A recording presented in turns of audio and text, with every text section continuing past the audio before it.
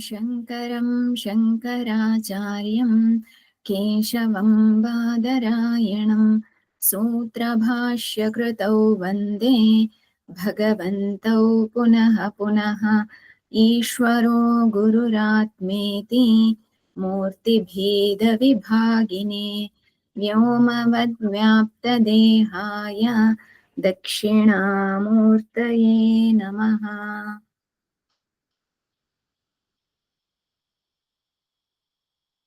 భగవంతుడు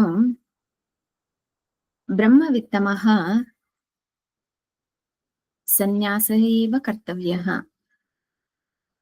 బ్రహ్మ జ్ఞానం తెలుసుకునేటటువంటి వారు, తెలుసుకోవాలనుకునేటటువంటి వారు లేదా తెలుసుకున్నటువంటి వారు సన్యాసం స్వీకరించడం అనేటటువంటిది కర్తవ్యం అని తెలియజేసినారు.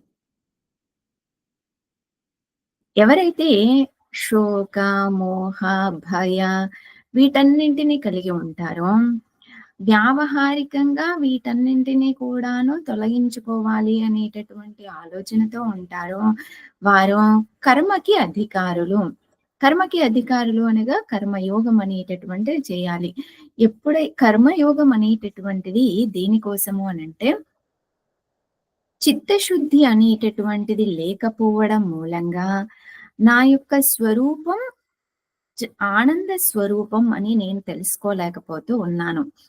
నేను ఆనంద స్వరూపం అని తెలుసుకోకపోవడం కారణంగా శోక, మోహ, భయ, రాగ, ద్వేష, ఈర్ష్య, అసూయ ఇవన్నీ కూడా ఉత్పన్నమవుతూ ఉన్నాయి.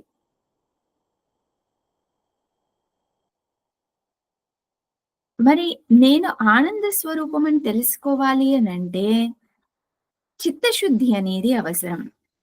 చిత్తశుద్ధి లేకుండా నేను ఆనంద స్వరూపం అని తెలుసుకోవడం సాధ్యం కాదు. ఒకవేళ తెలుసుకున్నా కూడాను ఆ జ్ఞాన ఫలితాన్ని మనం చూడలేము. మరి ఆ చిత్తశుద్ధి ఎలా లభిస్తుంది అనంటే కర్మయోగం ద్వారా లభిస్తుంది. కాబట్టి కర్మయోగం ఏ రకంగా చేయాలి అనేటటువంటిది భగవంతుడు తరువాత శ్లోకంలో చెబుతూ ఉన్నాడు. కర్మణ్యేవాధికారస్తే మా ఫలేషు కదాచన మా కర్మఫలహేతుర్భూః మా తే సంగోస్త్వ కర్మణి. కర్మణి ఏవ అధికారః తే తుభ్యం. నీవు కర్మకి మాత్రమే అధికారివి. ఎందుకు కర్మకు మాత్రమే అధికారి అనంటే చిత్తశుద్ధి కోసం. మరి ఏ రకమైనటువంటి కర్మ చేయాలి, ఏ రకంగా చేయాలి అనంటే మా ఫలేషు కదాచన. కర్మ చేస్తూ ఉండు కానీ కర్మ ఫలితాలని ఆశించకూడదు. ఎటువంటి కర్మ చేయాలి? నిత్య కర్మ, నైమిత్తిక కర్మ, ఉపాసన ఈ మూడింటిని చేయగలగాలి. అంతేకాని కామ్యకర్మలు, నిషిద్ధ కర్మలు చేయకూడదు. కామ్యకర్మలు అనగా మన కోరికలను తీర్చుకోవడం కోసం చేసేటటువంటి కర్మలు కామ్యకర్మలు. నిషిద్ధ కర్మలు అనగా ఏవైతే చేయకూడదు అని చెప్పి ఉంటారో వాటిని చేయకూడదు. మరి నిత్య కర్మలు, నైమిత్తిక కర్మలు అంటే ఏంటి? నిత్య కర్మలు అనగా మన యొక్క వర్ణ ఆశ్రమ ధర్మాలు. మన యొక్క వర్ణ ఆశ్రమ ధర్మాలే నిత్య కర్మలు. గృహస్థలు ఉన్నారు. గృహస్థ యొక్క ధర్మం ఏంటి అనగా ఉదయమే సూర్యోదయానికి పూర్వమే లేవడము, అన్నింటినీ కూడా ఇంటిని శుభ్రపరచడము, ఇంట్లో వాళ్ళకి కావలసినటువంటివన్నింటినీ కూడా సమకూర్చడం. యజమాని ఉన్నారు. యజమాని యొక్క ధర్మం ఏంటి అనంటే ఇంట్లో అందరూ కూడాను సక్రమంగా వ్యవహరిస్తున్నారా లేదా అనేటటువంటిది ఇంటి యజమాని యొక్క ధర్మం. అలాగే ఇంట్లో వాళ్ళందరికీ కావలసినటువంటివి సమకూర్చేటటువంటి ధర్మం. ఇవన్నీ కూడాను నిత్య కర్మలు. అలాగే ప్రతిరోజు కూడాను జపము, స్వాధ్యాయము అనగా శాస్త్ర అధ్యయనము, శ్రవణము, వేదాంత శ్రవణము ఇవన్నీ కూడా నిత్య కర్మలుగా స్వీకరించగలగాలి. వీటన్నింటిని కూడాను మనం ఎప్పుడైతే చేస్తామో అప్పుడు చిత్తశుద్ధి లభిస్తుంది. తద్వారా ఆత్మ జ్ఞానాన్ని మనం తెలుసుకోగలుగుతాము. నైమిత్తిక కర్మలు. నైమిత్తిక కర్మలు అనగా ఉదాహరణకి ఏకాదశి ఉంది. ప్రతి 15 రోజులకొకసారి ఏకాదశి వస్తుంది. ఏకాదశి రోజున ఉపవాసం ఉంటాం. ఇదేంటి నైమిత్తిక కర్మ. నిత్య కర్మల్లో కొంతమంది సంధ్యావందనాది కార్యాలు చేస్తూ ఉంటారు. చేసేటటువంటి వాళ్ళు, అర్హులైనటువంటి వాళ్ళు. వాళ్ళకి అది నిత్య కర్మ. సంధ్యావందన కార్యం అనేటువంటిది నిత్య కర్మ. కొంతమంది